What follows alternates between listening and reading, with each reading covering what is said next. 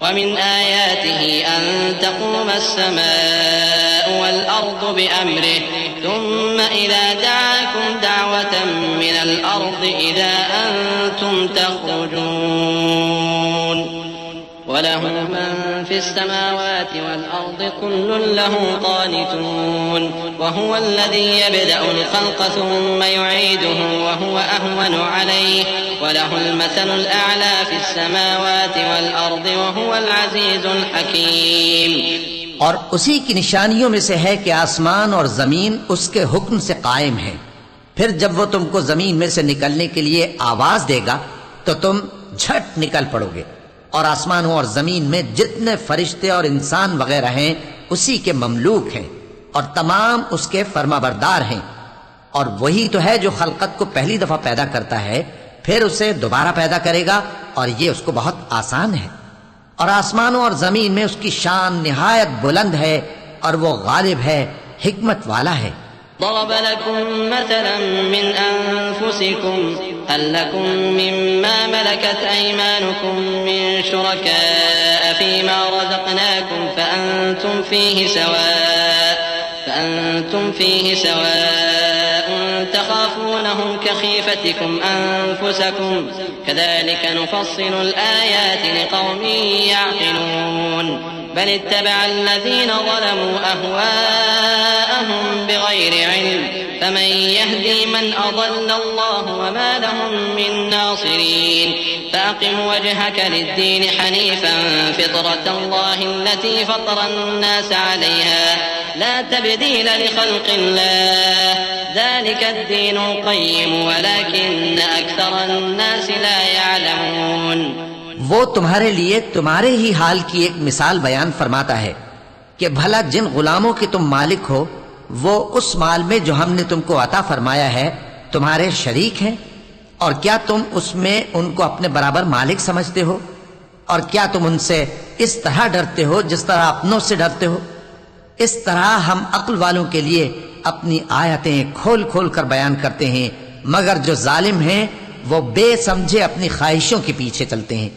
تو جس کو اللہ گمراہ رہنے دے اسے کون ہدایت دے سکتا ہے، اور ان کا کوئی مددگار نہیں.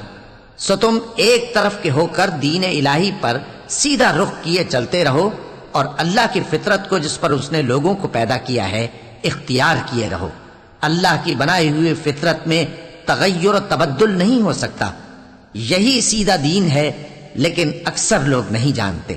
منيبين إليه واتقوه وأقيموا الصلاة ولا تكونوا من المشركين من الذين فرقوا دينهم وكانوا شيعا كل حزب بما لديهم فرحون. وإذا مس الناس ضر دعوا ربهم منيبين إليه ثم إذا أذاقهم منه رحمة إذا فريق منهم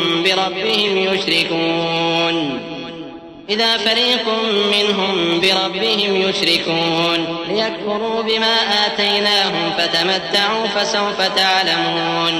مومنو اسی اللہ کی طرف رجوع کیے رہو اور اس سے ڈرتے رہو اور نماز قائم کرتے رہو اور مشرکوں میں نہ ہونا اور نہ ان لوگوں میں ہونا جنہوں نے اپنے دین کو ٹکڑے ٹکڑے کر دیا اور خود بھی فرقے فرقے ہو گئے.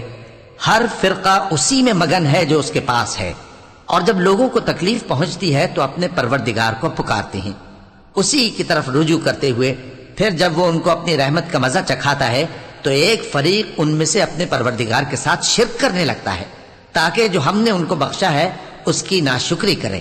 سو خیر فائدے اٹھا لو، ان قریب تم کو اس کا انجام معلوم ہو جائے گا. أم أنزلنا عليهم سلطانا فهو يتكلم بما كانوا به يشركون. وإذا أذقنا الناس رحمة فرحوا بها وإن تصبهم سيئة بما قدمت أيديهم إذا هم يقنطون. أولم يروا أن الله يبسط الرزق لمن يشاء ويقدر إن في ذلك لآيات لقوم يؤمنون. فآت ذا القربى حقه والمسكين وابن السبيل ذلك خير للذين يريدون وجه الله وأولئك فأولئك هم المفلحون. کیا ہم نے ان پر کوئی ایسی دلیل نازل کی ہے کہ پھر وہ ان کو اللہ کے ساتھ شرک کرنا بتاتی ہے؟ اور جب ہم لوگوں کو اپنی رحمت کا مزہ چکھاتے ہیں تو وہ اس سے خوش ہو جاتی ہیں، اور اگر ان کے اعمال کے سبب جو ان کے ہاتھوں نے آگے بھیجے ہیں انہیں کوئی تکلیف پہنچے تو نا امید ہو کر رہ جاتے ہیں۔ کیا انہوں نے نہیں دیکھا کہ اللہ ہی جس کے لیے چاہتا ہے رزق فراخ کرتا ہے اور جس کے لیے چاہتا ہے تنگ کرتا ہے؟ بے شک اس میں ایمان لانے والوں کے لیے نشانیاں ہیں۔ تو اہل قرابت اور محتاجوں اور مسافروں کو ان کا حق دیتے رہو۔ جو لوگ اللہ کی رضا کے طالب ہیں یہ ان کے حق میں بہتر ہے، اور یہی لوگ کامیابی حاصل کرنے والے ہیں۔ وما آتيتم من ربا ليربو في أموال الناس فلا يربو عند الله وما آتيتم من زكاة تريدون وجه الله فأولئك هم المضعفون. الله الذي خلقكم ثم رزقكم ثم يميتكم ثم يحييكم هل من شركائكم من يفعل من ذلكم من شيء سبحانه وتعالى عما يشركون. اور جو سود تم دیتے ہو کہ وہ لوگوں کے مال میں بڑھے تو اللہ کے نزدیک تو وہ بڑھتا بھی نہیں، اور جو تم زکوٰۃ دیتے ہو اللہ کی رضامندی طلب کرتے ہوئے تو وہ موجب برکت ہے، اور ایسے ہی لوگ اپنے مال کو کئی گنا کرنے والے ہیں۔ اللہ ہی تو ہے جس نے تم کو پیدا کیا، پھر اس نے تم کو رزق دیا، پھر وہ تمہیں موت دے گا، پھر زندہ کرے گا۔ بھلا تمہارے بنائے ہوئے شریکوں میں بھی کوئی ایسا ہے جو ان کاموں میں سے کچھ کر سکے؟ وہ پاک ہے اور اس کی شان ان کے شریکوں سے بلند ہے۔